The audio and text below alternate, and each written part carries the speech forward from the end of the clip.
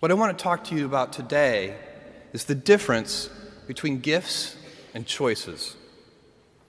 Cleverness is a gift. Kindness is a choice.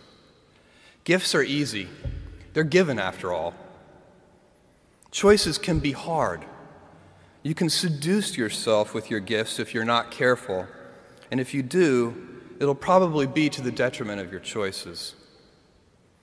This is a group with many gifts. I'm sure one of your gifts is the gift of a smart and capable brain. I'm confident that's the case because admission is competitive, and if there weren't some signs that you're clever, the dean of admissions wouldn't have let you in. Your smarts will come in handy because you will travel in a land of marvels. We humans, plodding as we are, will astonish ourselves.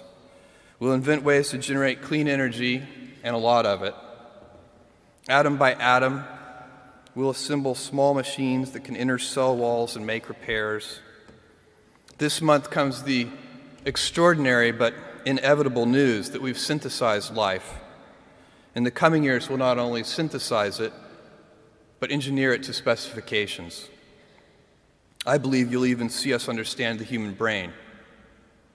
Jules Verne, Mark Twain, Galileo, Newton, all the curious from the ages would have wanted to be alive, most of all, right now. As a civilization, we will have so many gifts, just as you as individuals have so many individual gifts as you sit before me. How will you use these gifts? And will you take pride in your gifts or pride in your choices? I got the idea to start Amazon 16 years ago. I came across the fact that web usage was growing at 2,300% per year. I had never seen or heard of anything that grew that fast. And the idea of building an online bookstore with millions of titles, something that simply couldn't exist in the physical world, was very exciting to me. I just turned 30 years old, and I'd been married for a year. I told my wife, Mackenzie, that I wanted to quit my job and go do this crazy thing that probably wouldn't work, since most startups don't, and I wasn't sure what would happen after that. Mackenzie, also a Princeton grad and sitting here in the second row, told me I should go for it.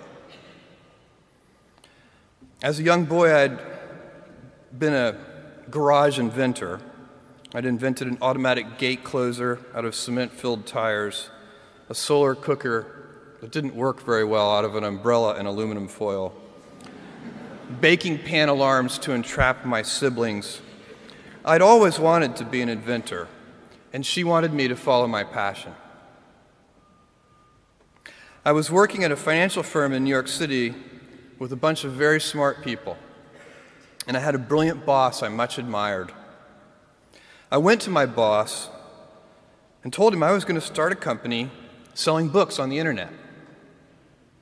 He took me on a long walk in Central Park, listened carefully to me, and finally said, "That sounds like a really good idea, but it would be an even better idea for someone who didn't already have a good job."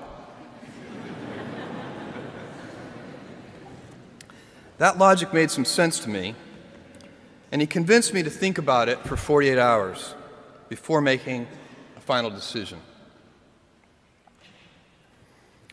Seen in that light, it really was a difficult choice, but ultimately, I decided I had to give it a shot.